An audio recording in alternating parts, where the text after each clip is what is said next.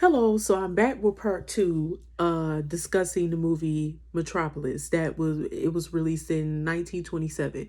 So yes, to resume talking about the movie. Okay, so yeah, so you have Maria.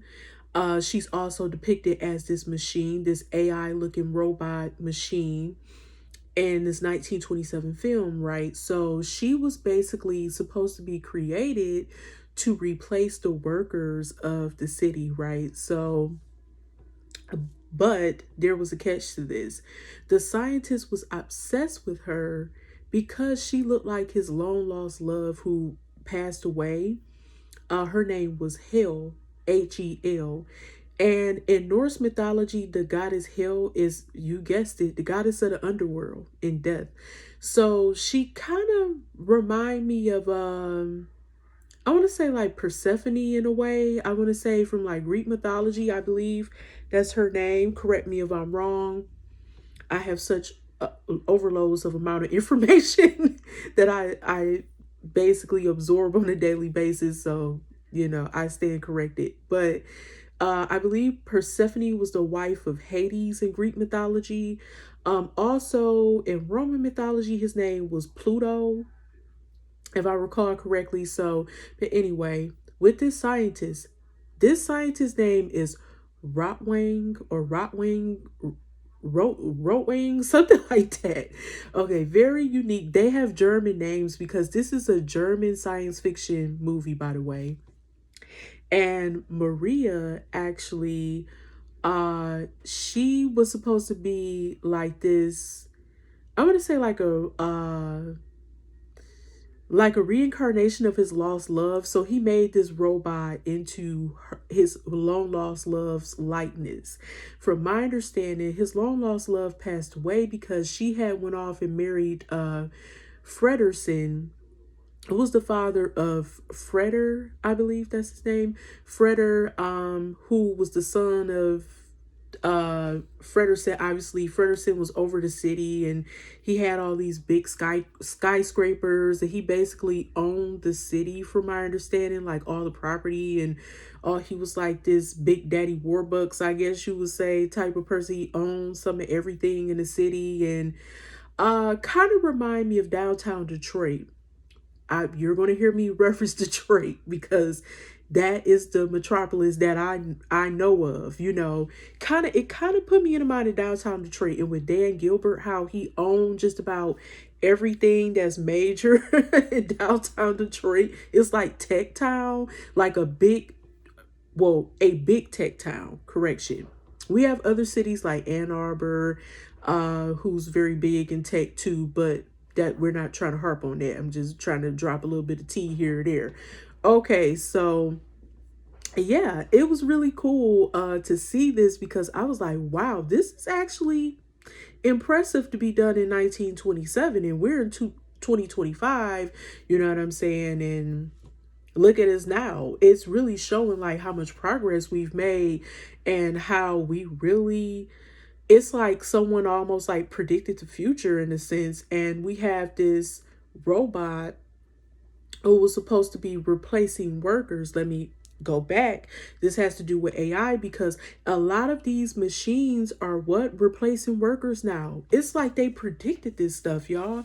It's crazy, family, yeah, like it's just blowing my mind because even when you submit an application, an AI, I guess you would say bot or whatever, reads your information, and they could give you the boot before you even get into the next stage of, I guess you would say, the hiring process, so to speak, uh or candidacy or whatever. But this is real. And it's crazy because from my understanding, going back to the story, he was so obsessed with Hel, Hel, his long lost love, because she fell in love with Fredersen. And she actually, from my understanding, is supposed to be um Freder's mother, from my understanding, because she died while giving birth to Freder, from my understanding. So that's supposed to be like his mother, right? So Yeah, this was a silent film, so this was a lot to take in because if you like the original movie was over 2 hours long. I think it was almost 2.5 hours long or something.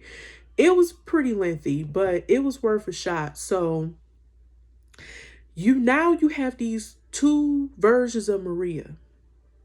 You have, and it's giving clone energy too. I wanted to point that out.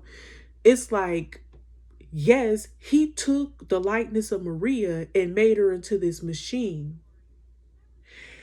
And Maria is, here's the thing, you still have some qualities of Maria in the machine, but not quite 100% because she is speaking from an artificial intelligence standpoint, back what I would call artificial intelligence because she's a robot, right?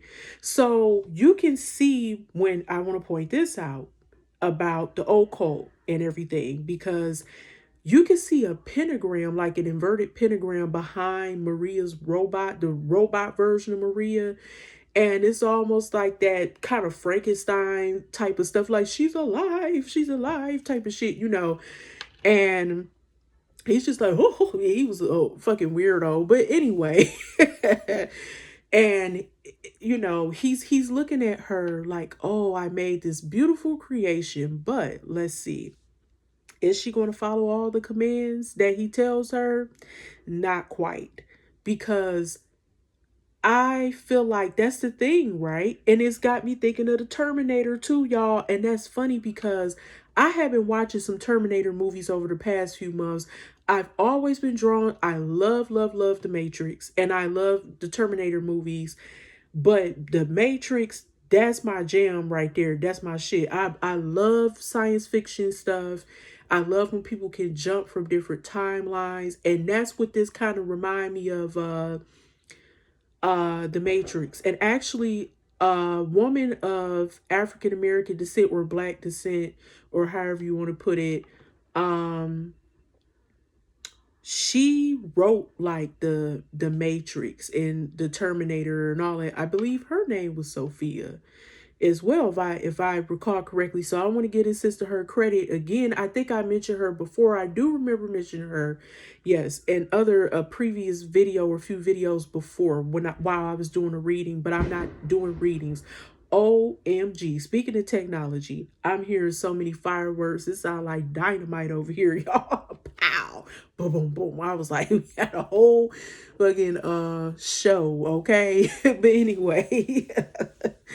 um yeah, so it's got me thinking of when you create a machine, it's not always going to take your commands. I don't care if you are the damn scientist, it can turn against you. And that's why we have man versus machine.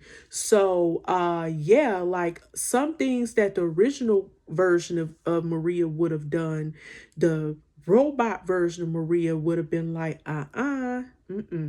nope, I'm doing this way. I know you told me to do with the robots, like, I know you told me to do this, but no. And then it got me thinking about Megan, because we have Megan, was it 2.0 or something?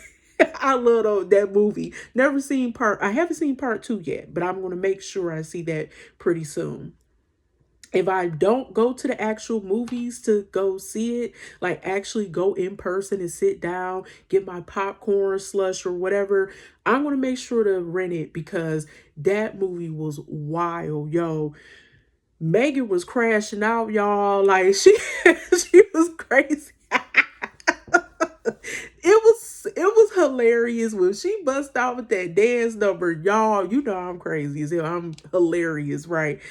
And yeah, it's just wild. And I'm just thinking about how it also talks about how some people think that they are bigger than God too, because they can create all these different machines and uh different technology, and some people get ahead of themselves and they think they are God and they think that they can outdo, but no, you can never do that. But these people were enslaved, building these big old skyscrapers and working on the land, and Maria was like their savior. She was like Sophia. And some people argue that Sophia could have been Jesus's counterpart, or she could have had like the likeness of him, like the energy of him, like the wisdom and so on. But it's a lot at play here. It's a lot to break down. Now I want to get into the astrological aspect of this breakdown, of this movie breakdown. The top zodiac signs that I think would be relative today when it comes to being in the tech world and AI, and how like I would say how, like, even in a movie, like some of the people who I may have perceived as being certain zodiac signs, I would say that a lot of these people in the movie, who even ones who are the main characters, I'm not saying this is their real zodiac, these are their real zodiac signs, but I would argue, would say Aquarius, Gemini, Virgo, Scorpio, um and yeah, even Aries. And I was also thinking Taurus, which is my sign, because Taurus is the opposite sign of Scorpio. And I would argue and say Leo, because Leos are influencers. They're trendsetters. They get a lot of attention. Sagittarius too now. Sagittarius is the opposite sign of Gemini. So, and Aquarius opposite sign is what is Aquarius opposite side? That's a damn shame, y'all. I lost my train of thought. Leo. Yeah, y'all, I'm getting old shit. But anyway, I look good though. Man, let me stop. But yeah. Yeah, so I was just thinking about all these different influencers, and with the AI innovation, when it comes to AI innovation, I would say Aries, because they are pioneers and they are very energetic and explorative, and they are the first sign of the zodiac, and they're very close to Pisces, because Pisces is at the end. That's the 12th sign. But then you have Aries, and I think some of the remnants, depending on which Aries you are, a March Aries may be more technologically savvy than a April Aries, because those remnants of that Pisces energy, or Piscean, however you want to put energy. So I would even argue and say that, y'all. But yeah, you know what I'm saying? Opposite sign of Virgo is Pisces. I forgot to mention that. So, oh, goodness gracious. Yeah, so it's deep, y'all. And I was just thinking about how so many people, especially I'm gonna say this, Aquarius and Geminis, though, rule tech. To me, those are the ones who, with the, you have the analytical mind and the creativity and stuff that come from both Aquarius and Gemini. I'm thinking of that Uranus and that Mercury